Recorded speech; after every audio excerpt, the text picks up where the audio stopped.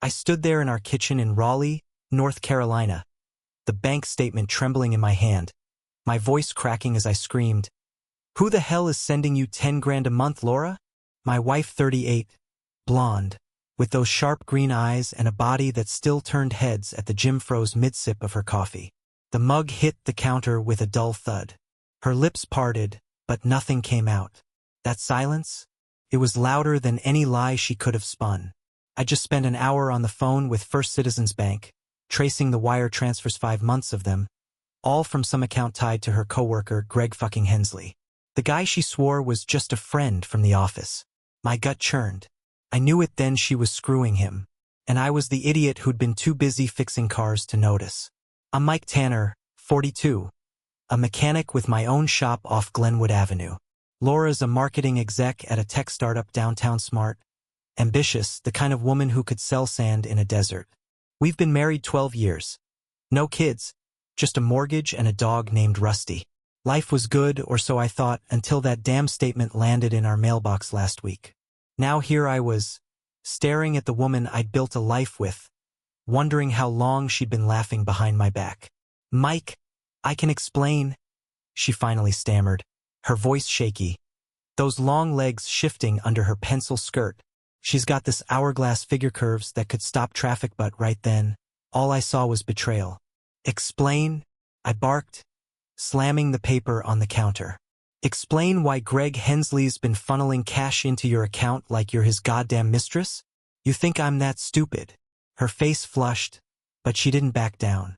"It's not what you think. It's a loan. For a project." "A project?" I laughed, bitter and loud. "What, a project to fuck him on the side?" "Don't bullshit me, Laura." That's when the front door creaked open. Perfect timing. My buddy Dave walked in, 6'2", ex-Marine, still built like a linebacker at 40. He's been crashing on our couch since his divorce last year. Says it's cheaper than renting in this inflated market. Behind him trailed his girlfriend, Tara, 29, a tattooed bartender with jet black hair and a waist so tiny you'd think she lived on air. She's a knockout, all legs and attitude, but she's got a mouth that could start a bar fight. "Whoa, shit," Dave said, dropping his keys on the table. "What's with the yelling? You two finally killing each other?" "Ask her," I snapped, jabbing a finger at Laura. "Ask her about her sugar daddy at work." Tara's eyebrows shot up, a smirk tugging at her lips. "Oh damn, this I gotta hear." Laura glared at them, then back at me. "Mike, stop it. You're making a scene." "A scene?" I roared. "You're the one with a secret bank account. How long, Laura? How long you been screwing Greg?" She flinched, but her jaw tightened. "I'm not screwing anyone. You're paranoid." "Then why's he sending you money?" I stepped closer, towering over her 5 feet 6 inches frame. "You don't hide 10 grand a month from your husband unless you're guilty as hell." Dave whistled low. 10 grand? Jesus, Laura, what's the gig? You running a side hustle or just riding the corporate dick? "Shut up, Dave," she hissed, her cheeks burning red. Tara laughed, a sharp, cutting sound, and leaned against the counter, clearly enjoying the chaos. I grabbed my phone and dialed Greg's number. "Yeah, I had it from a barbecue last summer." Laura lunged for it, her manicured nails grazing my arm. "Mike, don't." Too late. It rang twice before his smug voice answered. "Hey Mike, what's up?" "Greg, you piece of shit," I growled. "Why you wiring my wife money? You banging her or what?" Silence. Then a nervous chuckle. Mike, calm down. It's not like that." "Then what's it like?" I snapped. "'Cause from where I'm standing, it looks like you're paying her to spread her legs." "Mike!" Laura shrieked, but I waved her off. Greg cleared his throat. "Look man, it's complicated. Can we talk in person? I'm at the office." "Oh, we're talking," I said, hanging up. I grabbed my keys. "Dave, you're with me." "Laura, don't you dare leave this house." She crossed her arms, her chest heaving under that tight blouse. "You're insane." "Yeah? We'll see." I stormed out, Dave trailing behind, muttering, "This is some Jerry Springer shit." The drive to Greg's office in Durham took 20 minutes, but it felt like hours.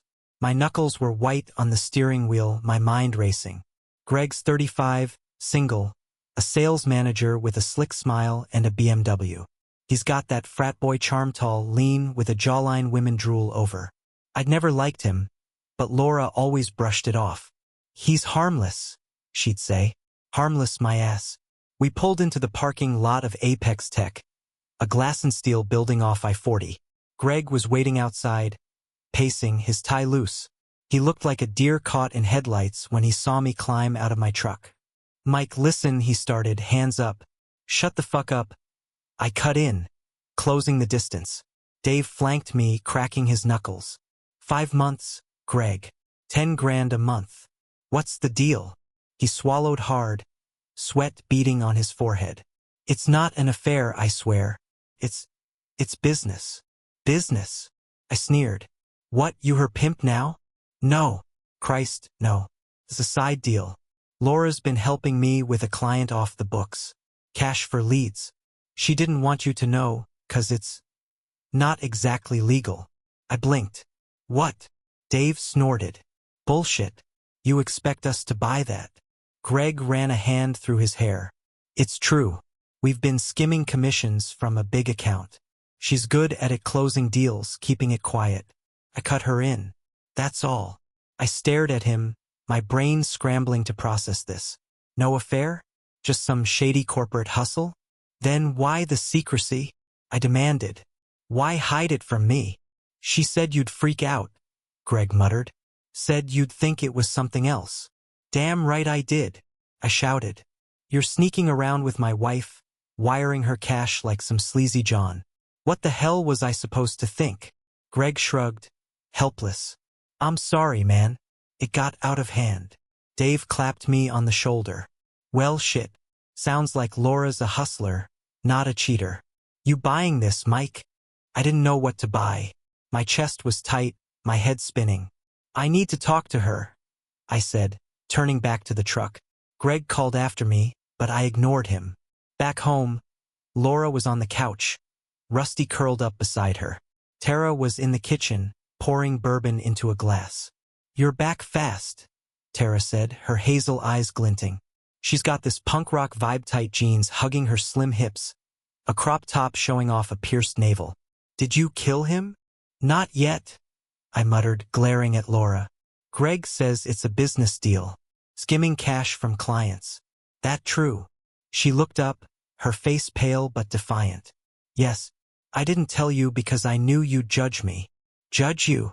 I laughed, incredulous. Laura, I thought you were fucking him. You let me think that. I didn't let you think anything.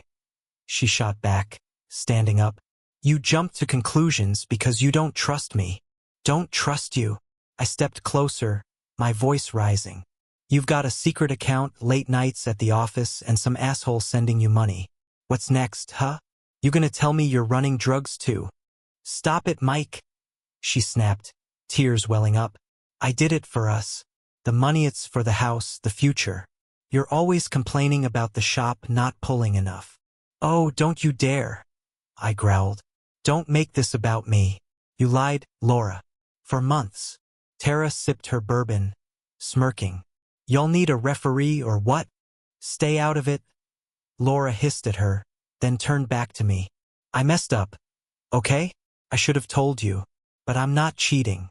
I'd never do that. I wanted to believe her. God, I did. Her hair fell over one shoulder, framing that face I'd woken up to for over a decade.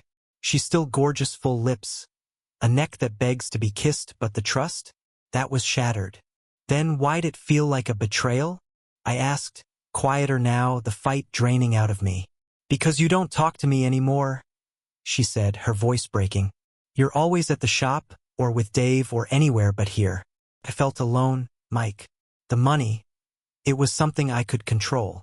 Dave coughed, shifting awkwardly. Maybe I should bounce. This is getting heavy. No, I said, not breaking eye contact with Laura. Stay. I need a witness for whatever comes next. Next?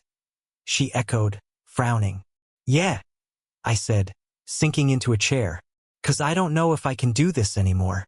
Marriage isn't supposed to feel like a goddamn crime scene. She flinched like I'd slapped her. You're talking divorce? I don't know what I'm talking, I admitted, rubbing my temples. I just know I can't look at you the same. Tara set her glass down, the clink loud in the silence. Well, fuck me. This is better than Netflix. Shut up, Tara, Dave muttered, but she just grinned. Laura wiped her eyes, her voice steadying. I'll stop it. The deal with Greg. I'll come clean to the company, take the hit. Just don't give up on us, Mike. I stared at her, torn. Part of me wanted to grab her, hold her, pretend this never happened. But the other part, the part that had spent all day picturing her with Greg, wanted to walk out and never look back. I need time, I said finally, standing up. I'm crashing at the shop tonight. Mike, she started. But I was already halfway to the door. I drove to Tanner's auto, the neon sign flickering in the dark. Inside, I cracked a beer from the fridge and sat on a stool, staring at the tools lining the wall. Dave texted me, "You good, man?" I didn't reply. Tara sent one too. Asterisk, she's crying. Just FYI. Asterisk, great. Was Laura telling the truth? Was it just money? Or was there more she wasn't saying? Greg's story checked out, but the late nights, the whispers, I couldn't shake the doubt. And even if she wasn't cheating, she'd still built a wall between us. Could I tear it down? Did I even want to? The beer went warm in my hand. Outside, Raleigh hummed cars on the highway, a distant siren. I thought about the life we'd had, the one we could still have, and the one I might start alone. Trust's a fragile thing, man. Once it's cracked, you're never sure if it'll hold. So here I am, stuck between the woman I love and the secrets she kept. Maybe I'll go back tomorrow. Maybe I won't. All I know is, tonight, I'm sleeping with my demons and they're louder than ever.